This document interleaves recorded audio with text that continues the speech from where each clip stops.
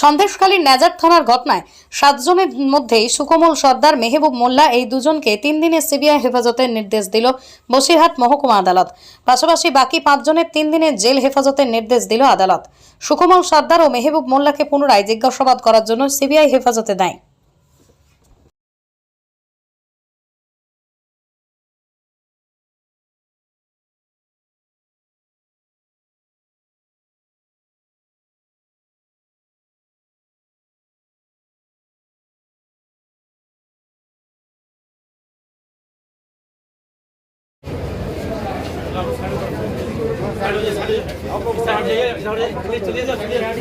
आप लोग उधर हो जाओ, थोड़ा उधर हो जाओ।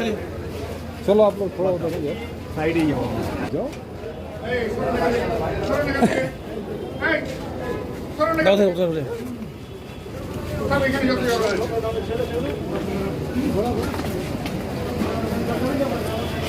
बुरा बात तो क्या काटे नहीं वही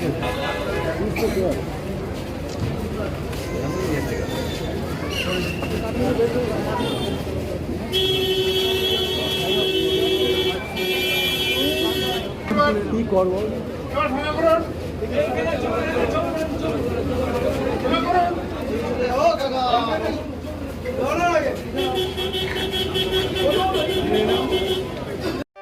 Moumita electronics and light house.